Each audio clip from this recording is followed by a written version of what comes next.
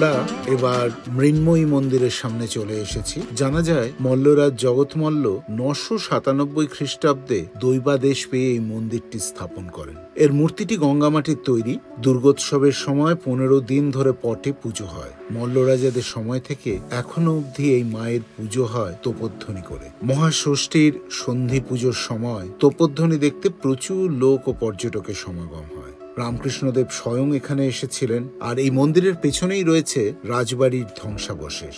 এখন আমরা যে জায়গায় দেখছি এটা হচ্ছে দেখুন বিখ্যাত কামান, যার নাম হচ্ছে দেখুন দলযুক্ত মর্দন।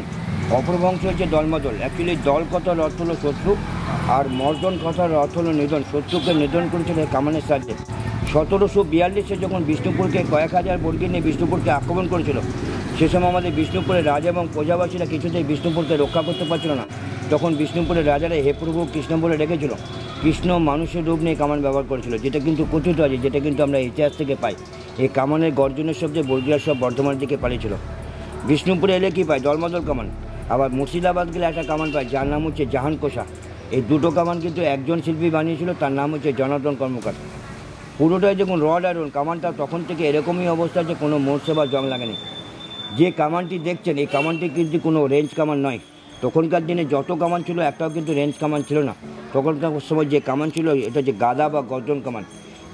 যে সাইড থেকে ঢোকানো হতো সেই সাইড থেকে কিন্তু গর্জন করে বেরিয়ে যেত। এটা কিন্তু বেশি দূরে যাওয়ার ক্ষমতা নেই। এই পুরো কিন্তু ওয়েটফুল কামান। এই কামানটা ওজন হচ্ছে দেখুন 300 মণ, আর কুইন্টালে যদি আনেন 112 কুইন্টাল, মানে প্রায় 1.5 টনের কাছাকাছি। এটা ব্যবহার হয়েছিল রাজবাড়ির গেটের ওই সাইড থেকে, মূর্তিয়ার পাহাড় থেকে। এই কামানটাকে তুলে নিয়ে এসে রেখেছে কারা? ব্রিটিশ গভর্নমেন্ট 1919 সালে সিমেন্টের বেরি করে নিয়ে এসে ফার্স্ট ব্রিটিশ গভর্নমেন্ট এখানে নিয়ে এসে রেখেছে।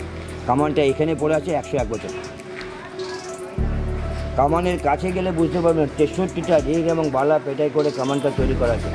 তখনকার দিনে ঝালাই বা ওয়েল্ডিংয়ের ব্যবস্থা ছিল না, তাহলে আরেকটার সাথে একটা জয়েন করেছে কী করে? লোহাকে গরম করেছে, পিটিয়ে আরেকটার সাথে আরেকটা রিং জয়েন করেছে। এইভাবেই কামানটা তৈরি করা হয়েছে।